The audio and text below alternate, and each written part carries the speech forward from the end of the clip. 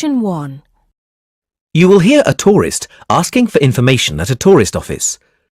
First, you will have some time to look at questions 1 to 4.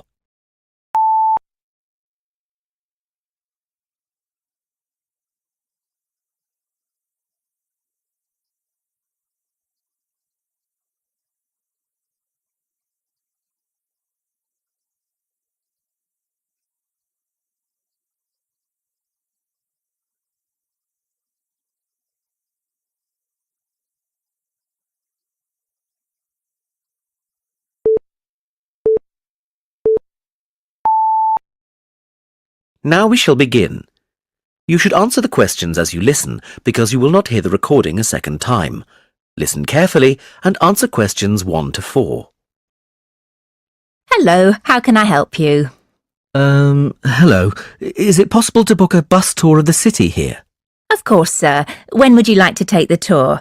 There are tours in the morning, afternoon and evening. Sometimes it's nice to see the city at night with the buildings lit up. We'll be going out for dinner tonight, so we'd prefer to go this afternoon.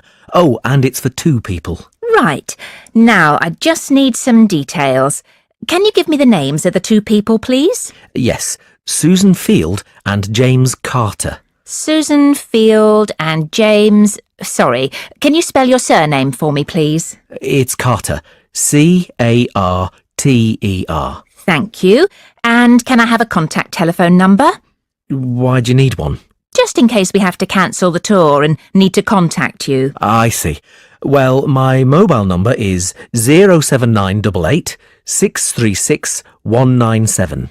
That's 07988 636 197. Now, can you also tell me which hotel you're staying at? The Crest Hotel. Oh, no, sorry. That's the hotel we're staying in next week. It's the Riverside Hotel. Oh, the Riverside is a lovely hotel.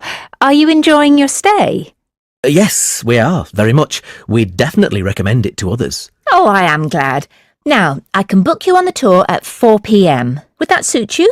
Alternatively, there is one at 2. 2 would be better for us, please. Right. That's booked for you, sir. 2 people at 2 p.m. today, August the 14th. You pay the bus driver when you get on, and it's £4 per person. Thank you very much. Before you hear the rest of the conversation, you have some time to look at questions 5 to 10.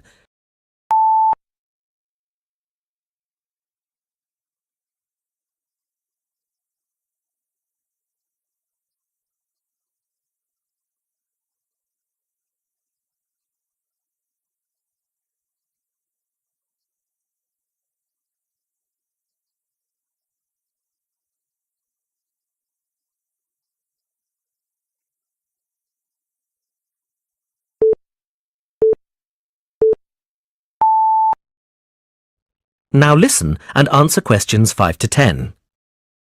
Can I also ask you about the museum in the main square?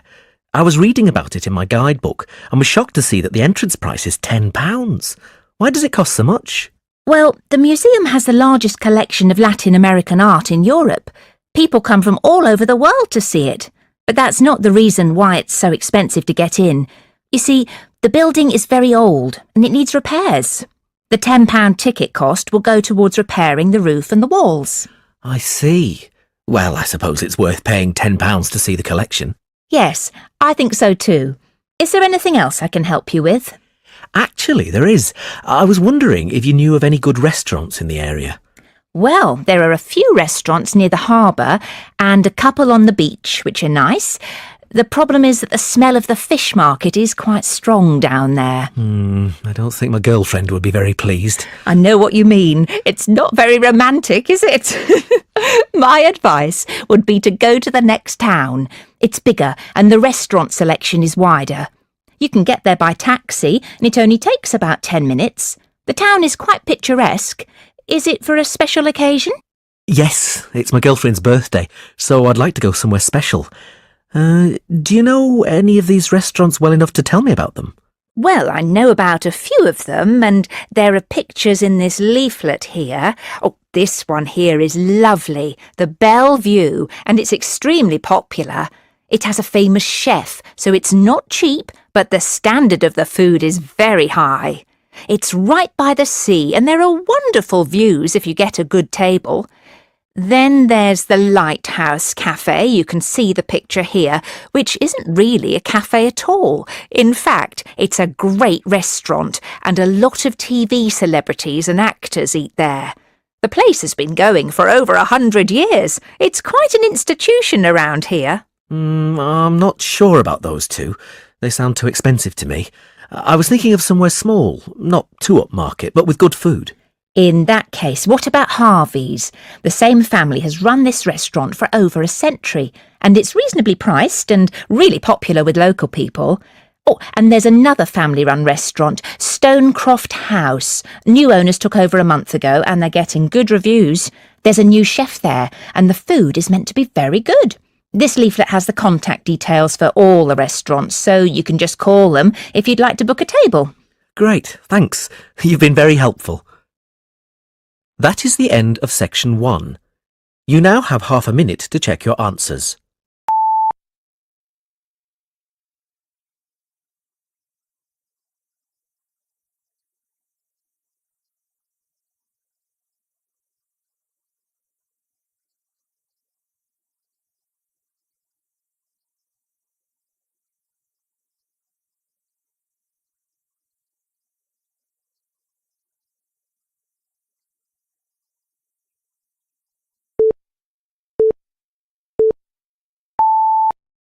Now turn to Section 2. Section 2. You will hear the Overseas Student Officer talking to some new students about the arrangements for an excursion to Ironbridge. Now look at questions 11 to 15.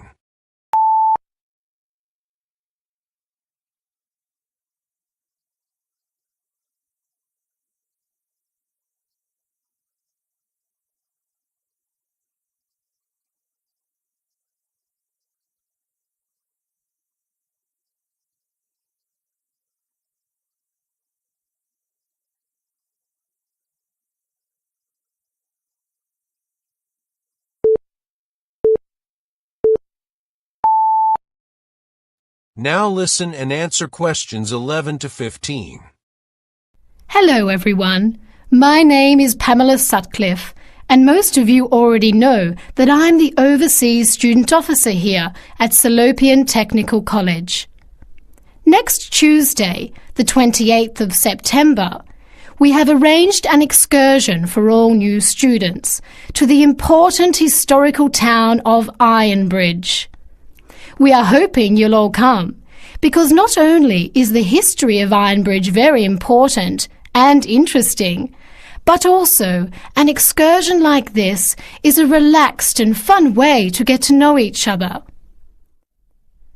Ironbridge is about 55 kilometres from here, and we'll be travelling by the college bus, which holds 40 people.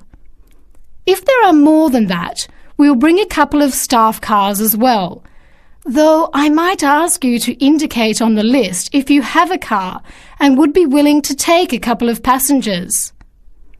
The list I'm referring to is up there on the student notice board, and if you would like to come on Tuesday, would you please add your name as soon as possible? By the way, could you please print your name clearly? I know some people have wonderful signatures, but often I'm afraid I can't read them, which can cause problems. So if we need extra transport and you could bring your car, can you tick the car column next to your name? Could you also add your student number and your telephone number, just in case there are any last-minute changes and we have to contact you? The other information I need to give you is about lunch. There's a very nice little restaurant in Ironbridge which gives a 15% discount to the college when we bring groups. That means lunch is only about £4, and they do good vegetarian meals too, so it's usually no problem for those of you on special diets. But if you prefer to eat your own food, that's fine too, either on the bus or in the park. But I'd encourage you to try the restaurant. Now, talking of costs, I should tell you that the bus will only cost you £10, and if you bring your car, we'll pay for the petrol, so you get a free trip in return for driving there. Will you please sign up by Saturday at 6 p.m. at the latest? The list is closed after that. We will depart at 9:30 a.m. sharp on Tuesday morning, so please make sure that you arrive at least 15 minutes before so that you can find a seat and get settled on the bus. Now look at questions 16 to 20.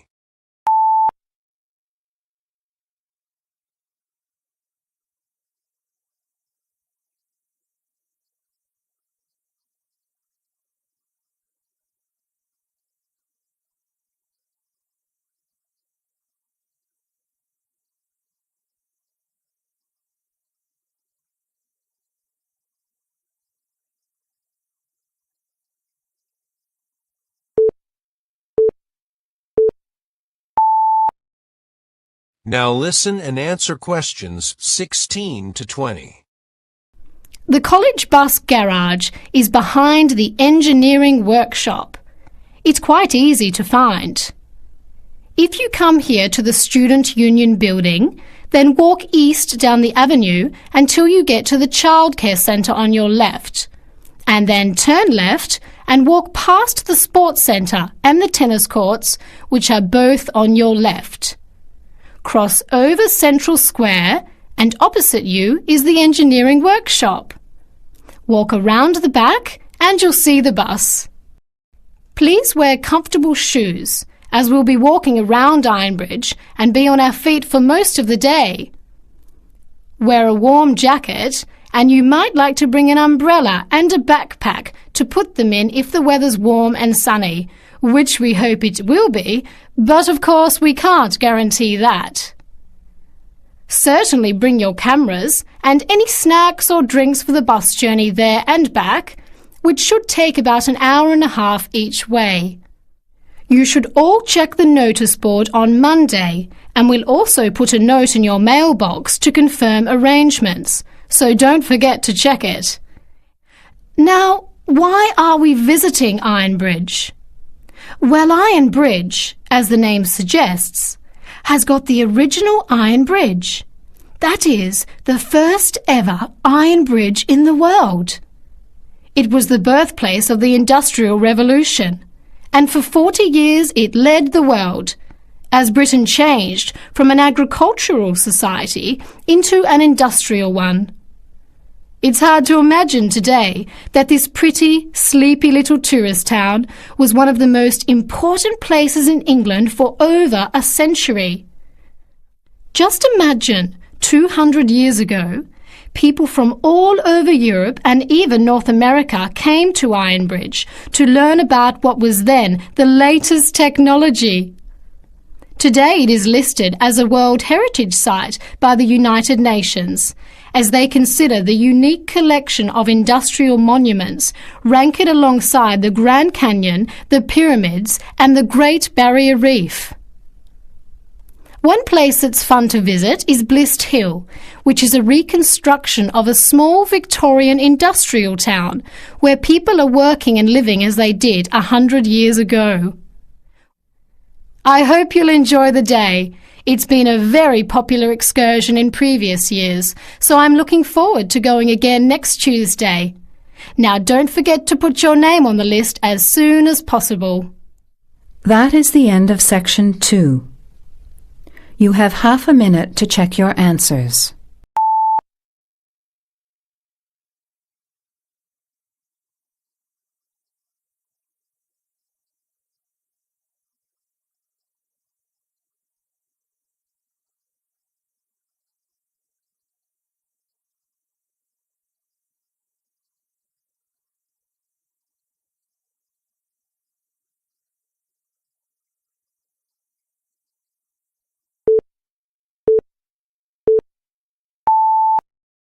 Now turn to Section 3.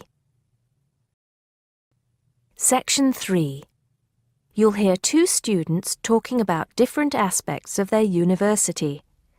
First, you have some time to look at questions 21 to 26.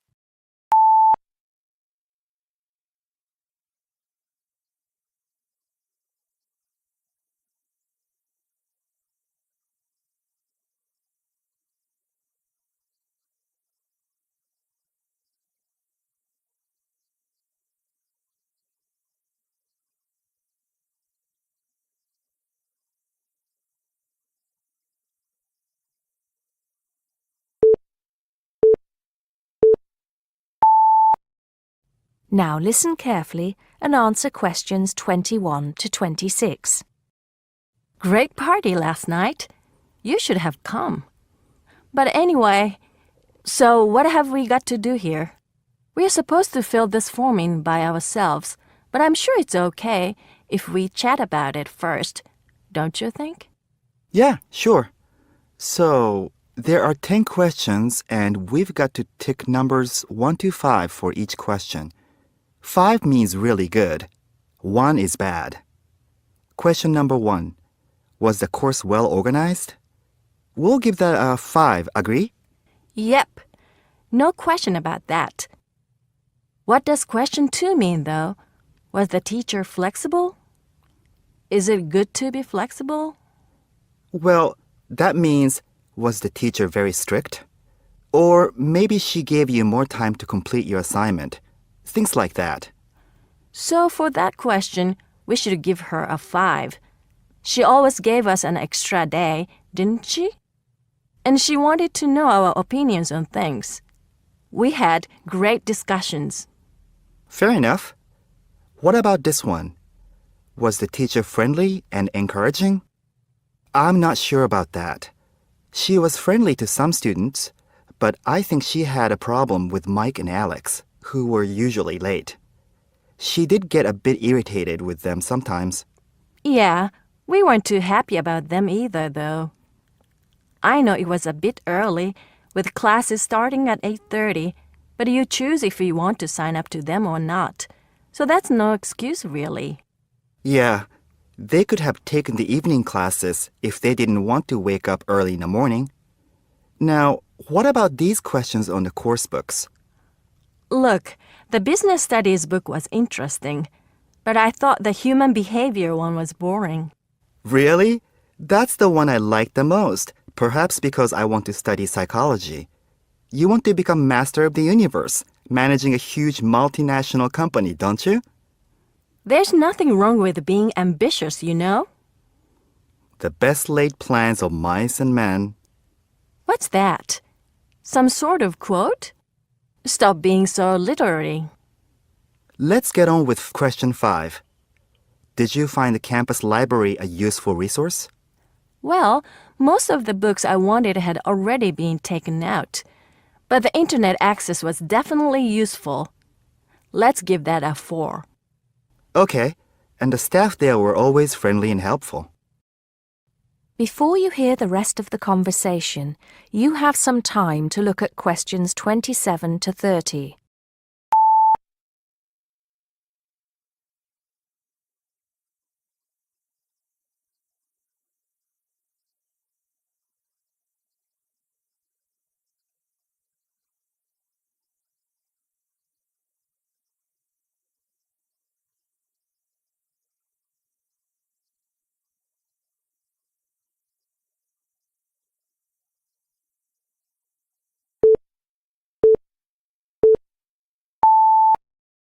Now listen and answer questions 27 to 30.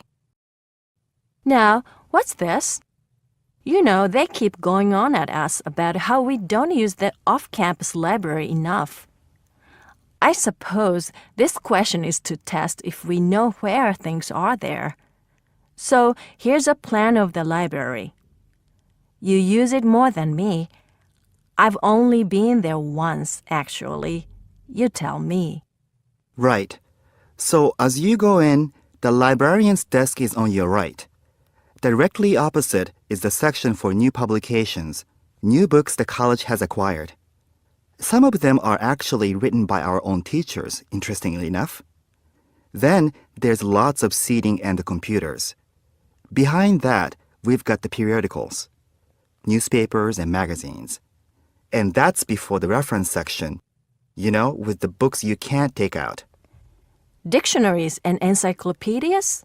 That sort of stuff. Now, I do know where the management section is. It's right at the end on the left, isn't it? Just before the stairs up to the lecture theater.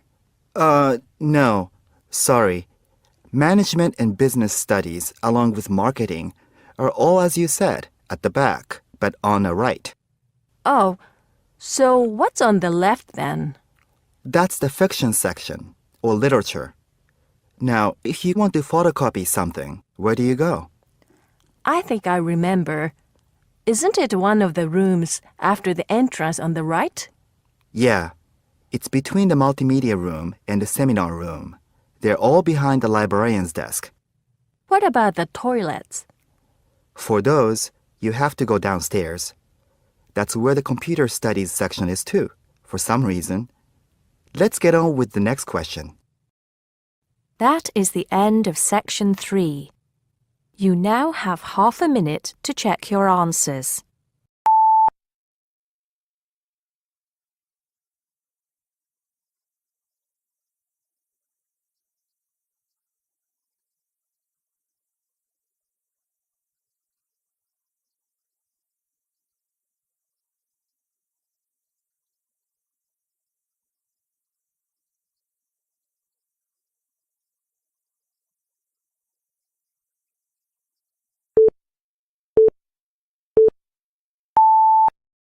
Section 4.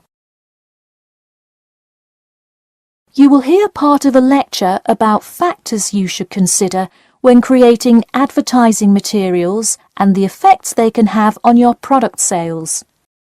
First, you have some time to look at questions 31 to 40.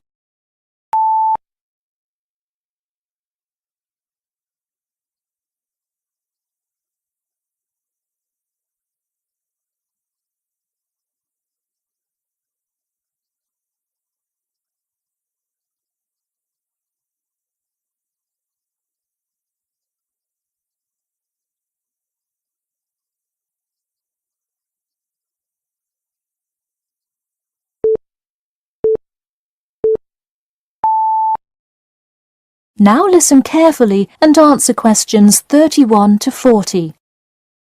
Hello class, and welcome back to Marketing Strategies. This week I will expand upon last week's lecture by talking about factors you should consider when creating advertising materials and the effects they can have on your product sales. Lesson 1. Limit your advertising to the geographic area of your target market.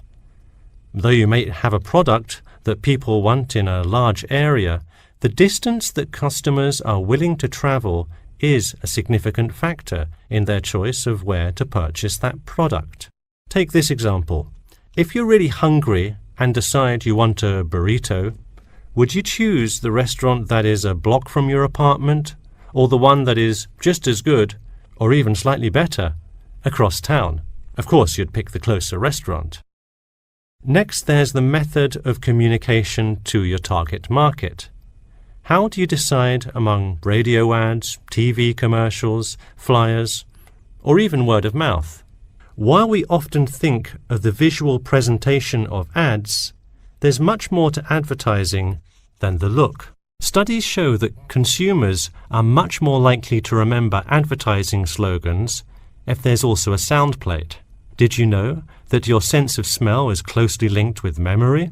Think about Mandy's candy store up the road.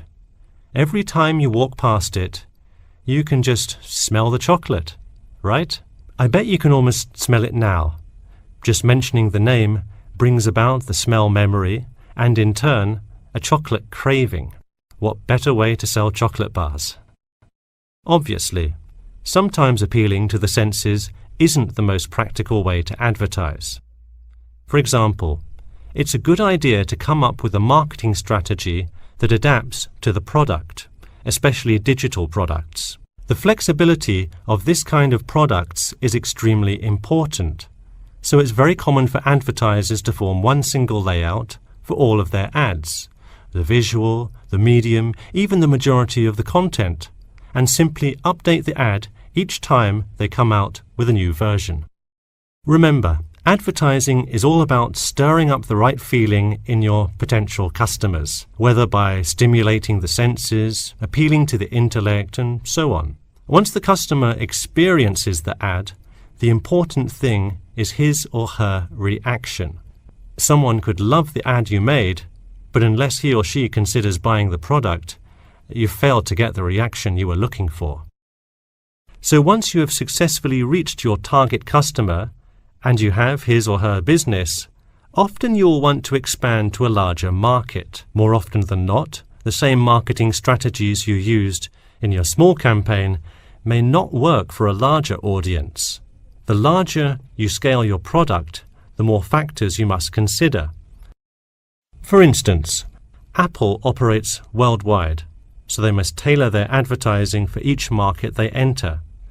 Often you'll see Apple ads on international flights that appear not only in English, which is the lingua franca of most regions, but also in the native languages of the majority of passengers. I travelled to Russia last week, and it was really interesting to see the same Nike ad that I've seen 100 times, except this time it was in Russian. Okay, going back to the medium of the advertisement, even after choosing to create print ads instead of radio announcements, television commercials, etc., there is more to consider. If you print your ad in a newspaper, it will be read by a far different audience than if you print your ad in a popular magazine. Would you put an ad for the new Justin Bieber album in a newspaper? Probably not, because that product is most suitable for youths. Let's face it, do you know anyone under the age of 25 that buys a newspaper? No. Now let's try a few strategy exercises. Imagine you're a company that is aiming to improve the environment by making products that reduce human waste. How would you advertise your product? Clearly it would send the wrong message if you put up flyers or other materials that cause lots of waste paper. Consider instead putting commercials on the Health Channel or buying ad space on websites like UNESCO. Or here's another example. What is one great place to advertise suntan lotion? How about a swimming pool? It has the exact group of people that need the product. All right, one last thing. Let's say you're filming a commercial for a water filter pitcher. What would be good scenery to use for the background? Think about somewhere calm and relaxing with clean, fresh water. Can't you see how much more effective a commercial with the beautiful scenery and flowing rivers of a national park would be than, say, water dripping from a tap? So to wrap things up today, think about the geography of your target market, the type of marketing material you should use, and the most effective way to appeal to the customer in order to make a successful ad campaign. That is all I have for you today. Make sure to read through Chapter 8 for Monday if you have not done so already. Okay, now I'd be happy to answer any questions you may have. That is the end of section 4. You now have half a minute to check your answers.